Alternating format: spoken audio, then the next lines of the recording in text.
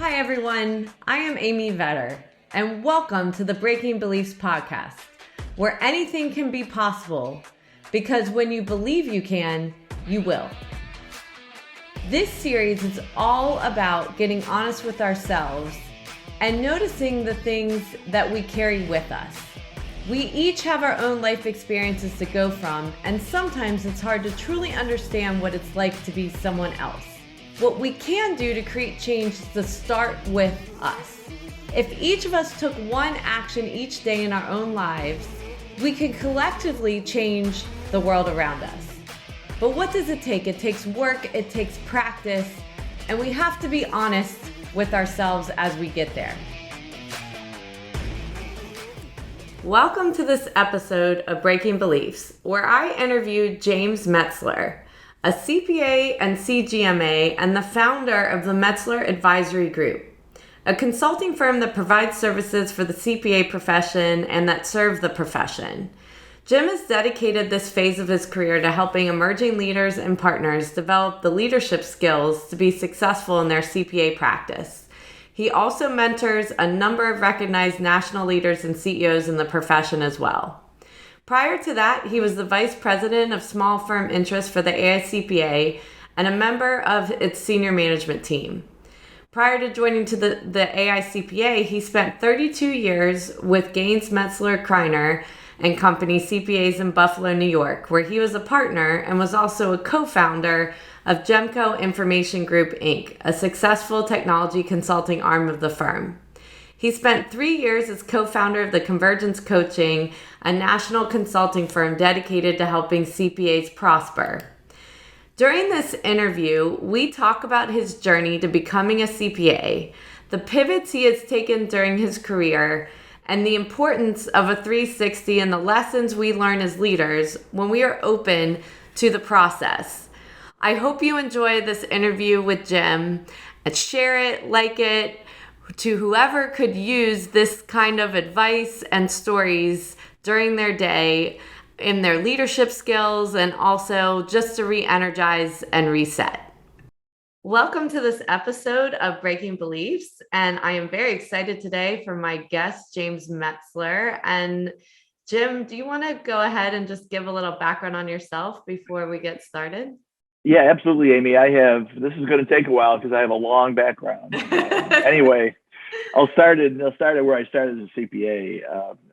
I'll start today and work backward. I am founder and sole person in Metzler Advisory Group, and I advise CPA firms. I coach managing partners, and I spend a ton of time coaching emerging partners and new partners in firms on leadership. But I get into performance compensation, partner agreements, relationships, selling, all those things that I've learned over my career. Before that, I was in the senior management team of the AICPA, reporting directly to Barry Melanson, president of Small Firm Interests, which is basically all firms except for the big four in the profession. Great job, great experience. Before that, co-founder of Convergence Coaching with your good friend Jennifer Wilson. Yeah. Truly one of the coolest gigs I've had, in my career, big partners with Jen. And before that, for all the listeners out there, that all sounds like I never touched a spreadsheet or a 4-column pad, but I spent 32 years in public accounting as a partner in the CPA firm in Buffalo. We started with 5 people. And when I left 32 years later, we had about 70 people, founded a technology company there, did a lot of things, active volunteer, but just a good old Buffalo CPA with family-held business clients. 32 tax seasons for all you CPAs out there. So a lot of experience, and I reflect back and I look at that today and all the exposure that I've had. I'm just a Buffalo guy, Buffalo CPA, and it's been very, very unique. And, now that I'm kind of semi-retired, I'm so thankful for that, and so thankful for the people like you, Amy, that I've met in my life. So it's great to be able to look back at a career in the accounting profession as a leader and the pivots you take in your career. I was just recently at a university event with accounting students, and when you're starting out your career and you're looking at all these leaders in the profession, and you're like, how did they get there? What did they do? And it's one of those things where your career takes these turns, and just being open to those turns. So I've been looking forward to this interview with you because you've made such an impact for the profession, but really going back to the beginnings of, where you began, where you grew up, what your family was like. I would love to hear your story and kind of leaning into becoming a CPA. So if you want to just talk about your parents a little bit and where you grew up, I would love to start there. And I'll tell you why I became a CPA. It's kind of comical to a certain degree, but yeah, I basically grew up in the city of Buffalo, middle income, I guess, family at that time. I have been a paper boy since I've been about 8 years old. I guess that was my first business. And my dad eventually bought a franchise of a Western auto store. And I'm a car guy. I love cars. I guess it says back there. But my dad, I never realized at the time, working in a retail store, he taught me how to sell. And he taught me how to ask questions, how to decipher what people needed. And I didn't realize at the time, but that was a tremendous lesson. So I worked in a store, I was a tire, battery, muffler guy, as well as waiting on people. Never afraid to get my hands dirty there. But as things progressed, I went through high school, majored in fun in high school. And it was when the Vietnam War was hot and heavy. And I got refused by every college except for a 2-year junior college. And I went there and I took business administration, and so all of a sudden, my marks were low. I majored in fun. There was a high demand because the deferments for Vietnam and the Army were if you went to college. Right. So I took the 2-year thing, took business. It was heavy in accounting, and I was lit up. And I was able to get high marks and transferred to Canisius College, 4-year grade accounting school. I can recall going to Canisius, and the people I graduated from high school with said, "What are you doing here?" And I said, "Well, I'm majoring in accounting." And they said, "Wow, that's difficult. How are you going to do that?" And I did great. I got the Distinguished Alumni Award and all kinds of things over the years. Very active at Canisius. Started their program in information technology for accounting and that kind of thing. So that was kind of my background. But I think going back to my days as a paper boy, working my dad's store, as a people person, I was unusual. I loved accounting, but unusual that I was an extrovert. And, I sought to do a lot of things. I was lucky, as I said before. At my wedding reception, I talked to the part cousin I hadn't seen in that forever.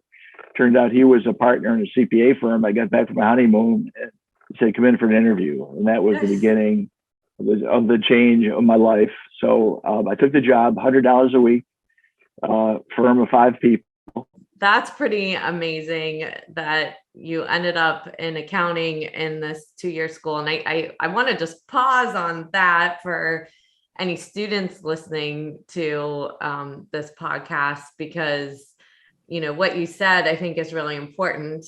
Is a lot of people, that if their grade point isn't the best, they feel like, their future might be not what they had hoped or their parents hoped and so forth, and look at your career. So there's always hope, and there's always, when you put your mind to it and try new things and see what you're good at. So let's just go back to the 2-year college.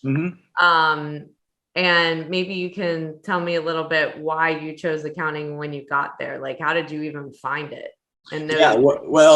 Accounting, being language of business, but, this is the funny story, I guess, piece. So here I was when I was senior in high school, and we all decided, my buddies on the block, we all decided that we wanted to go over to Canada to a place called Crystal Beach and go swimming and have a good time. And the girls at that time, they came with us, and the one person, Jane, she had a sister who could drive, was old enough to drive over to Canada. So she volunteered to drive. So as we were just about ready to pull out of the driveway, Up comes Jane's and his sister's father with a big roll full of money, full of cash, and I found out later he was kind of like an underworld guy. Anyway, it was cash. And I said, we all said, oh my gosh, Jane, what does your father do for a living? And she said, he's an accountant. There we get to it. Okay. So that had me focused on, you can go to accounting.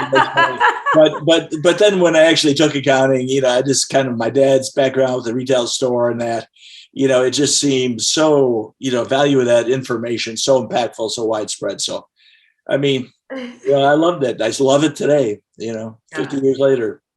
Yeah. So it was the one thing, that maybe changed my life. Who knows?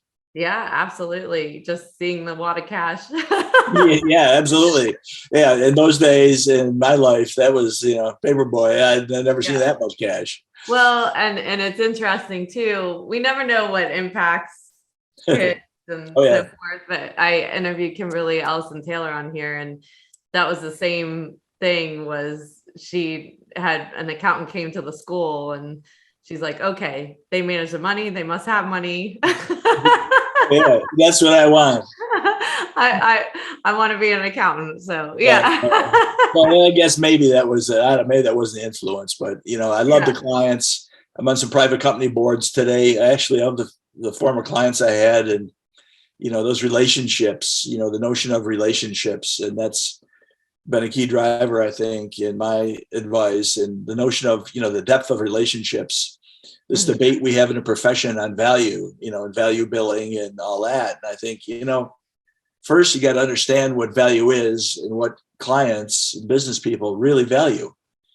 And since I've, semi-retired, left the ICPA, being back in the business community here, just wherever I go, I ask people, what they like about their accounting firm, business people, whether it be the country club or the church or whatever, or play golf. I drive people crazy. I've kind of been a real student of the value notion in our profession. And I spent a lot of time, I spoke about this with emerging partners and young partners, on being able to get the depth of relationship, to get close enough to clients and in their life enough to understand how they perceive value.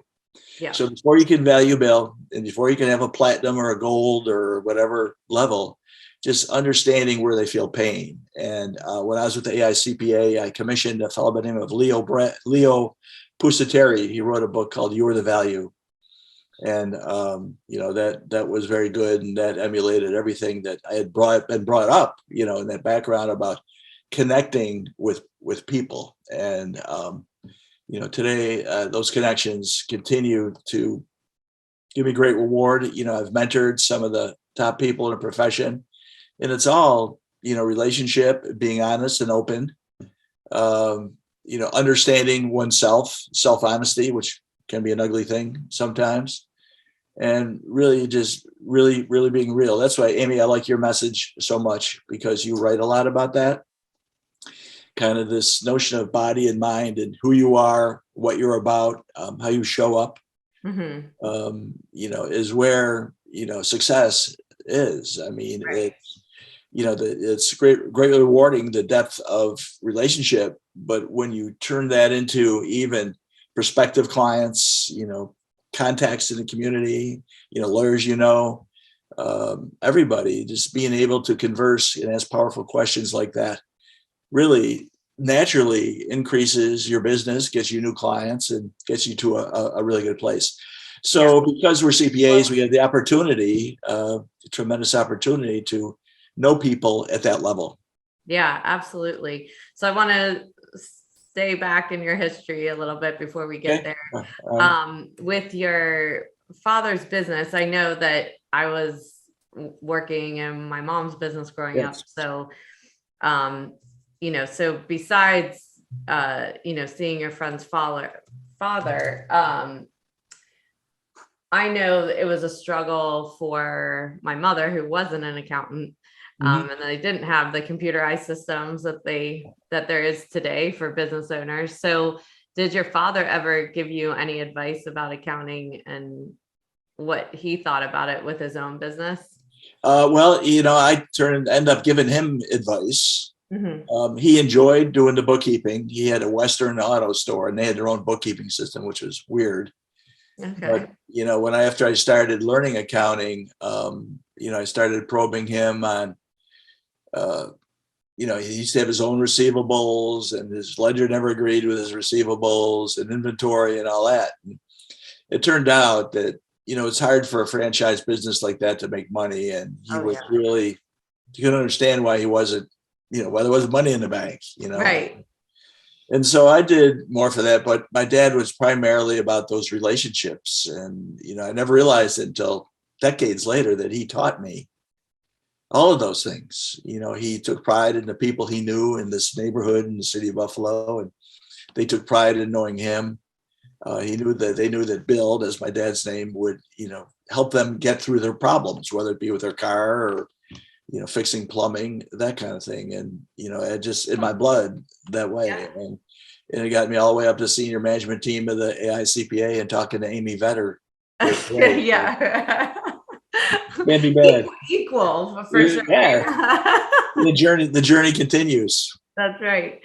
So, so your uncle that offered you the job in his firm, tell me a little bit about that firm and how you started. Oh, yeah. That was a cousin. Yeah. I mean, yeah. I got to go back for my wedding reception. There was a note, in the mail, come for an interview. And I went for an interview because I was just back from, military. And lo and behold, I got the job, $100 a week.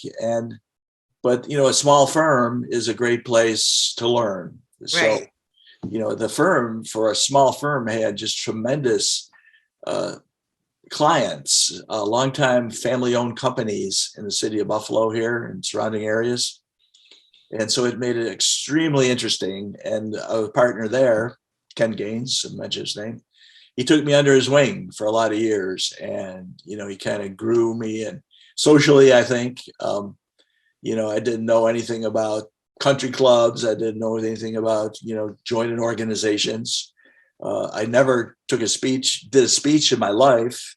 So he asked me if I'd do a client seminar, and I stuttered a lot initially when I was growing up. So I took that on as a challenge, and, forward years with the AICPA, I was doing about 80 speeches a year. So, I mean, the moral of the story is you find somebody who can take you under their wing, not just, teach you things, technical things, but, show you, how they relate and when they meet. This fellow, Ken Gaines, if he called down a prospective client, he'd take me with, we like being together. Right. And so I was like, take me with, just, yeah. And I watched and I learned. And then, I made a giant decision in my life to leave public accounting because I was lit up from volunteering in the profession, and, formed Convergence with Jennifer. And that was another revelation and learning process for me. Jen so and I. Were you at that same firm your whole career? Yeah, 32 years, same firm. Oh, okay. So that firm grew from 5 people to. Yeah, like 70. We had an IT group one time we had 50 people in the IT group. I had a relationship with IBM that was big. So you focus more on the IT side, or what? Yeah, I did. But that was when computers were first coming into the profession. And I wrote a book, How to Build a $1 Million Technology Practice. Focused, spoke all over the place on how to build a technology practice. That's when I first met Jennifer Wilson. She was with MAS 90. Going way back. So that was kind of my entree. And so I left the firm to coach firms and how to build their technology practice. And I quickly became the grim reaper of IT practices because I tell firms, man, you need to get out of this. You're not going to win. You know what I mean? Their hearts weren't really in it, all the issues. So I kind of focused back on practice management. I found that the issues with forming an IT practice in a firm were no different than any, forming a CAS practice, a personal financial planning, and it get down to selling and practice management as a whole. So, we kind of melded. Jen and I kind of got off the technology track and got into practice management more and more, loving it. And we found out it was very valuable. And so I had the good luck to have a great leadership coach by the name of John Engels. Got to know Leo Pusateri very good. I had been through leadership training, and Jennifer had, and we kind of met up to form Convergence shortly thereafter. So we had a great knowledge of self, the good, the bad, and the ugly. So we continued on and learning and found what did you learn about yourself as part well, of I tell you, you go through these 360s in leadership training, and it can be unflattering. Right. You learn your strengths, but the unflattering part, when you get your peers, your friends, your workers, that kind of describe relationships and how you show up in front of them, it can be kind of ugly. And so you think you see yourself 20/20, but you don't. And taking that information and being self-honest with that, and then showing up and functioning differently in your leadership. What was your biggest change from that? Well, I would show up as people thought I had a hidden agenda, somewhat greedy at times, all about me, that, ego, that kind of thing, things that stung a lot. And I said, yeah, that's not what I thought it was. I'm awesome. I don't have an ego problem. Right. Yeah. So I took that on tremendously. Jen Wilson had learned it through Landmark Leadership. I learned it through this guy, John Engels, which, by the way, we continued. Barry and the senior management team brought John Engels into the AICPA to do leadership training. And now he's one-on-one coach with Barry Melanson, which is pretty good. So I just got more real. I got more honest. I got more open. I disclosed more about myself, just like I just did, about that, to you. Yeah. Leadership strength in that. And when you can get in front of people and say, I felt the nervousness, I'm nervous right now speaking, or, I worried that I wasn't going to have money, and why am I not earning as much as, I had all that. They said, well, you had all that. I said, yeah. So being able to speak from that perspective, and then shifting that to clients and how clients spoke to me, continue to speak to me after I left the firm, in that sense. The big aha for me was relationship, connection, depth of that relationship, going deep at connections and relationships, going deep at understanding how. I mean, it's not in leadership. It's hard. It's not something you say, here's my top 10, I'm going to do this, but learning the skills, being in the moment, being able to recognize people's emotional issues, recognize your own emotional issues first. They open up, value opportunities, if you want to put it in the value mode. And at the end of the day, they say, Jim, Amy has my back. They watch out for me. We do this together. And, that's the ultimate trusted advisor notion. And that comes to reality. Before we move on. How did you get comfortable to do those things? So that's a big shift, right? Yeah. Like, so if you weren't doing those things and now you're being more authentic, you're being honest about what your weaknesses are and open about that yourself. Like, did you practice it first? Like, did you start it with a core group of people you trusted before you expanded out? Like, how did you go about that process? Yeah, well, I realized the way I spoke, the way I acted, when people thought I had a hidden agenda, I was really excited about something and I wanted to move something, but I said, it really kind of is a hidden agenda. And I kind of took that information, and whenever I'd go back into a partner meeting, I'd meet with a potential client. I was cautious of how I could easily show up. I was more able to discern my good and the bad and the ugly, and apply it at the times. The reality-based approach, and that approach, it got me in front of the biggest regulators in our accounting profession, and they thought, I said, I'm just telling you how it is here, and they think, wow, that's brilliant, that kind of thing. But I spent time reflecting on it.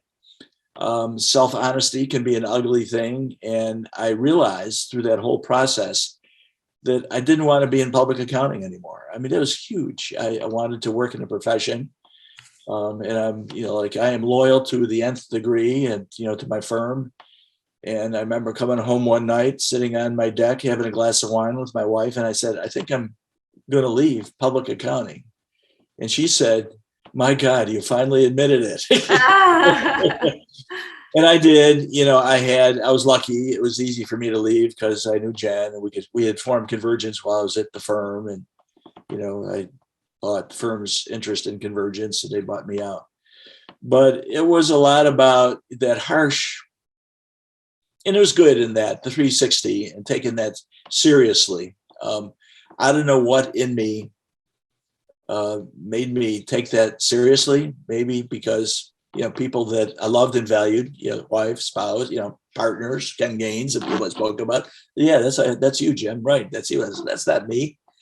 And so I realized the way I showed up really wasn't really in my heart, and I wasn't really real of knowing what it was all about. I talked a good game, but going deep and understanding leadership from the science and discipline that it is a lot about making other leaders and to mentor them and mentor myself, and having the luck to work with tremendous leaders in the profession, Jen Wilson, Barry Melanson,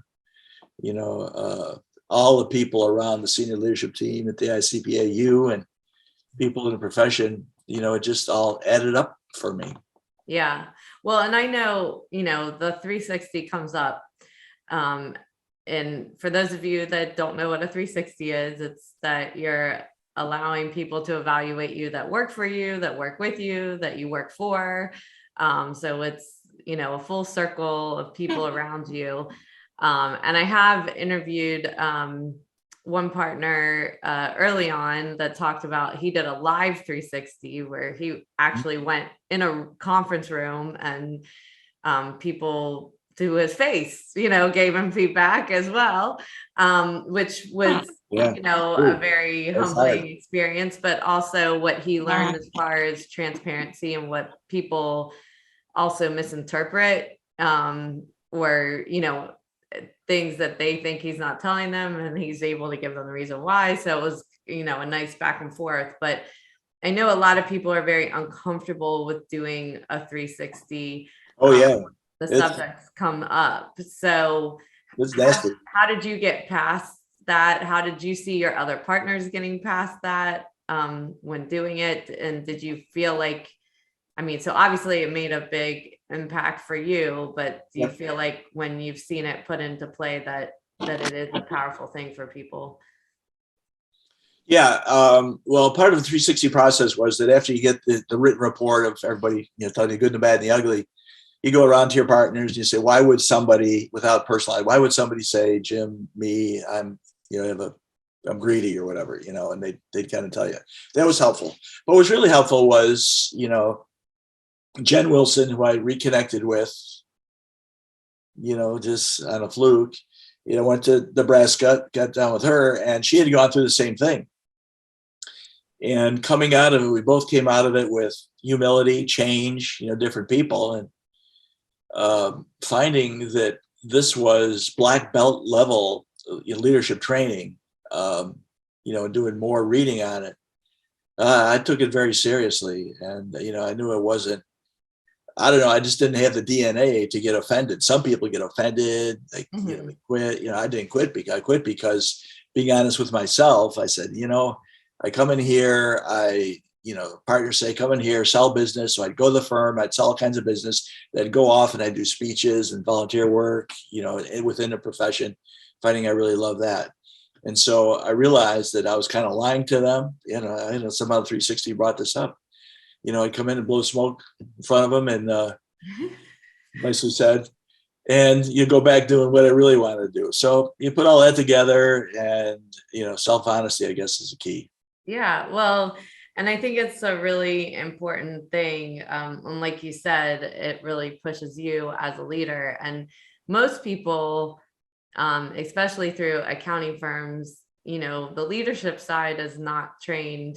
The technical, you get promoted based on your technical skill, and what you do, but you actually are a people manager, and there's not enough help on that side. And so it becomes very offensive when you get those, because you're an expert and you feel you're an expert, and and there's ego in your expertise. And so to have anyone knock down that other side, people really put the walls up. I see that a lot. So it's just good, if for someone like you to be talking about it so openly, because it really is such an important education piece to allow you to know where your blind spots are. And a lot of times, if you're truly honest with yourself, what those blind spots are. You're just not really taking the time to, Yeah. When you get really self-honest, you say, ooh. Yeah. Me, I'm not perfect. No one's going to be perfect, right? But I think anyone that works for you or with you appreciates when a leader's also willing to change. I mean, there's so much problem as someone gets promoted through the ranks, as there's less feedback to a leader as they keep going up the ranks, because no one wants to lose their job. So and so it makes it very billable hard. Hours are beat into your head, the billable hour thing, where don't take time to go visit your client and check in. So you made this transition into coaching, and then to the AICPA. So what was that transition? How did that occur? Well, that, they basically found me. I was a volunteer. I was a member of council. I was doing a lot of, I was on PCPS and committees, and spoke at Engage, which was practitioner symposium, multiple years, the IT, tons and tons of that. And I was on AICPA council, and Barry Melanson spoke about they were going to hire somebody to represent small firms. Small firms hated the AICPA at that time. And Al Anderson, was with AICPA. He approached me. He knew that I had just left my firm, and I was doing convergence, and asked me if I'd be interested. And I said, well, I'll do it on a consulting basis, because I'm doing convergence full time with Jennifer. And he said, well, give me a proposal. I said, great. This person wants a ton of chargeable hours, so gave a proposal, do it on a consulting basis. They came back and said, we want more of your time. I said, oh, this is awesome. Look at all these billable hours here. What a big client. And then he came back, because there's a board committee, and they came back and said, no, we want Jim, do what it takes to get Jim in the door. So, I love the AICPA. I like the AICPA a ton. Volunteered, and they made me an offer I couldn't refuse. Yeah. And Jen Wilson will tell you that they bought me. Maybe they did, but I'm a CPA at heart, and I love Jennifer Wilson. You can, Jen's the type that you can always be close to her no matter what. Right. That. Yeah. And love her to this day. And off I went with her encouragement. What did you learn from that role, being on that side of the profession? The convergence side of the profession? No, at the AICPA. Oh, AICPA. Well, I learned that I'm not very good at being a corporate animal, and being the notion of always, the client is everything, the relationships are everything. I got out with the firms right away. I got on the road, and I said, I'm going to meet every member of the AICPA, get in front of every firm, and find out what we can do to make it better. And I did that. I did that for 12 years, and that got me great recognition in the profession as being an AICPA person who was experienced and from the real world. Inside the AICPA, I could have done better with my relationships there to better understand the world that, executives were in and everything. But I learned from that. I learned from the discipline of running a higher organization, reporting to Barry Melanson. I just learned a ton from Barry, who's a very brilliant, dedicated, and humble individual as well. Mm-hmm. So, and then I learned also that, I'd go in these meetings with the regulators, with, the ethics committees, people that in my eyes were so high up in the profession. Anything I had to say as a Buffalo person, I was going to be cautious and not say it. And so I'd kind of raise my hand and say, well, it's really not like that for private companies. And people go, oh my God, thank God you're speaking up, and that kind of thing. So I learned, as much as I downplayed in my mind, my experience compared to their, top of the profession, it was extraordinarily valuable. And now semi-retired, working as a old guy with wisdom, I suppose you could say. Mm-hmm. That is like the practical education, being straight, not afraid to weigh in, no matter how dumb you think you may talk. You are not dumb in the least bit. Mm-hmm. Listening to others, adjusting my own frame of mind, the opinions, compromise, if you want to call that. Barry used to tell me that no one person has all the answers, and I learned a lot from that. He's great at boiling up an issue, not making it Barry Melancon's ideas, but a culmination of the best of everybody, of things he may have not thought of. So I learned from that. I learned a ton from that. Yeah, awesome. Yeah, it's good. So many good lessons in here. I'd like to end the interview by just some rapid fire questions. So sure, fire away. So pick a category, either family and friends, money, spiritual, or health. Oh man, all the above. I don't know. Let's do something different. I already talked about, family's great. Health is a good one recently. Health is very good. Mind, body, mindfulness, health. Let's talk about health. Okay. So as far as health and wellness, things or actions I don't have that I want to have. Things that I don't have that I want. Okay. Oh man. I feel so blessed with everything I've had in my life, but things that I don't have. Well, I'd like to have hair. I'd like to have hair again. I want that again. I'd like to be taller. I'd like to be better looking. And I've had some health issues. That's why I brought that up. But I'm fortunate that I'm recovering well. Yeah, well, I'm glad to hear that. Okay, so things or actions I do have that I want, as far as things that you have, Amy. No, that you have that you do have that you do want, as far as your health. Oh yeah, I mean, energy. Mm-hmm.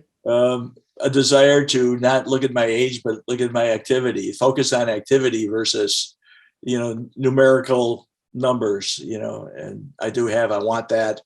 I've had, I've been kind of messed up this past year, and I'm getting back into, getting my stuff back, the energy, working with my hands, working in the yard, working with my car, that kind of thing. Okay. So important. That's why I like what you do with mindfulness too. I mean, this notion of the profession coming out of tax season, how can we make tax season better? I'm telling you, it can never make it better. I've heard for 32 years, and not 50 years, that worst tax season ever. And I think that the focus on health and being, and mindfulness, your message, unique message, Amy, is where it's at. I think you tie that together with Generation Z, who don't accept the old guy work till you drop. Yes. But together with the health and mindfulness and realizing, this is old guy talking, that I shouldn't have done it the way I did it. Yeah. And I mean, this takes us a little off that last question, but it's just a pet peeve of mine so much. And so many of the firms that I consult with, is the answer is, well, it's the profession. That's the way you have to work. Don't. No. There is a different way you can work if you open your mind to changing it. And how, you allow people to reset, and it's not always the same way for everybody in the firm of how you work and, recharge. These are different times, and they're exciting times. And I think the profession, contrary to what it was years ago, has embraced technology. Yes. Now we've got to embrace the mindset of the more seasoned, partners that, the trust, I have a whole session I do on trust, that the work is going to happen. And, and it may not happen. People make it happen better than they ever dreamed. Yeah. So is there anything that we didn't talk about today that you want to make sure someone walks away from this interview with? No, we have hit a lot, but the notion of the role of every leader, I think of every CPA, of being that, put independence, public company independence aside, it just the notion of value. I cannot emphasize enough of going deep, of being able to recognize value, to understand value, but not as you see it, not as the AICPA sees it, not as the state society sees it, but as a client that sees it. So you'll never, ever have an understanding of that if you don't initiate the contact to get with clients, just check in, have a coffee, and be there. People say that, make sure you call me in everything you do. That's so wrong. We should be talking to our clients and be in the moment with everything that they are doing. Yeah, totally agree. So thank you so much for taking this time today to share your story and so many great learnings for our listeners. Well, thank you for having me, Amy. It's always great to see you, and I admire what you're doing. And now for a mindful moment of this interview that I had with Jim Metzler, which I was really looking forward to because not only has he been a longtime colleague of mine, I've watched his career and he's been very helpful as well to me. I also think he has a great story. Like I said during the interview, I think when we start our careers in accounting, we don't realize how much is out there that we can do with our career. And when we're open to opportunities, we can take so many pivots in our career that we wouldn't have even known when we started in the profession, which definitely is demonstrated by Jim's story. So we talked about how he grew up in Buffalo, and he really, in high school, had a lot of fun. He worked in his father's business and really got experience on selling and making relationships. And so because his grade point wasn't the best, leaving high school, he had a hard time getting into college, so started out in a 2-year college. And I love that he shared this part of his story because I think so many of us don't know what we want to do when we're younger. And it is important to understand that we can find our way with hard work and perseverance and really taking the things that we're good at. And what he learned through his father's business about managing the business through the financials and the bookkeeping and the importance of that. He also told a story about seeing a friend's father that had a lot of money that was an accountant that drew him into really looking into accounting when he started his career. And fell on the good fortune once he was getting married that his cousin was a partner in an accounting firm, a very small firm at the time, 5 people, and he got his start there. And that's where he really learned the depth of relationships and how important relationships were. And so all of the teachings that he got through his father of really building those relationships, getting involved with the community, and saw how that benefited his business, actually translated into being an accountant. And I think a lot of times we don't realize how much our communication skills and interpersonal skills matter when we are an accountant or a CPA or in any type of professional services, that it's not just about the work we do, it's about how we deliver that work, how we spend time with those clients that take services from us and get to know them and so forth, to really get to know what they do at a deeper level. And so one of the things that I thought, he said on the side, but I think it's really important, is as a younger CPA, he really went under the wing of this partner in his firm, and he called it take me with. And really reaching out and looking for those people that you strive to be. So not necessarily waiting for someone to be assigned to you as a mentor, but actually being proactive and telling them, I want to learn, and watching what they're doing and so forth, that helped him really build his career, his leadership abilities, and his relationships with clients as he grew in his career. We also talked about how he really started moving into IT and building a technology practice that took him in another direction. And I think that's another important lesson, that there's so many things in this profession that you can get involved with.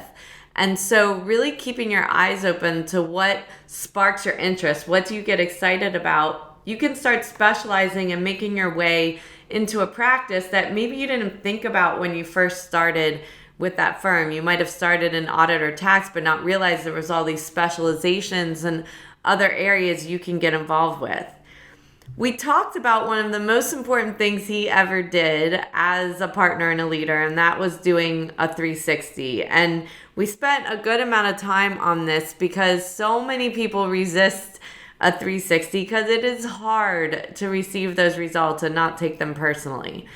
But when we talk about personal brand, if we don't get honest feedback of how we're showing up and our brand is not aligned with what we think people are going to think about us, then the problem is then we are not creating the energy that we want.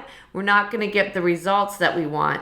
So it is really important to understand how people are feeling about you so that you can actually make the adjustments that will make an impact of how you want people to feel about you instead of just letting it happen. And so, his focus on getting really real, really open, really honest from that 360, that he needed to change how he showed up and let people know that he was nervous about certain things, that he wasn't what they saw as egotistical, that he was actually maybe worried behind the scenes that they wouldn't think it was as good or as exciting as he thought it was going to be, or worried that an initiative wouldn't go through. So really being deeper in your conversations and more open on your feelings actually creates more connection. And so going all the way back to those relationships that he watched his father create, it's been such an important part of him being able to drive the other half of his career into coaching and consulting. And when he went to the AICPA, really understanding how to delve into what the small firm's issues were and being very transparent in a corporate environment that it was new for him, that it wasn't something he was as comfortable with, and that he didn't even realize how much his opinion mattered. And so when we look on the outside of people, we think everyone's confident. We don't realize all this is going on inside of them. And we do have to remember that everyone is human. And the advice that Barry Melanson had given him was no one person has all the answers. And so the role that he said every leader needs to play is to really go deep and understand how your clients, your customers see what you do and what they need. What is their pain? Not how you do what you do and just keep pushing on with that, but really truly understanding what those pain points are and being really open and honest and transparent with those people around you so that you can build trust and build stronger relationships along the way. Thank you for taking the time out of your day to listen to the Breaking Beliefs podcast. I hope you will take a moment to pause before entering back into your day to reflect on this podcast and note 1 to 2 actions you are inspired to do from today's conversation that you could incorporate into your life. To read the full blog and listen back to this episode or any other, you can find them at www.amyvetter.com/Breaking Beliefs podcast and related videos on my YouTube channel. For daily inspiration, follow me on Instagram, Twitter, Facebook, and LinkedIn at Amy Vetter CPA. I hope that you will choose to like this and subscribe to this podcast on iTunes, Spotify, and more so that you can join us for more inspiration on our next episode.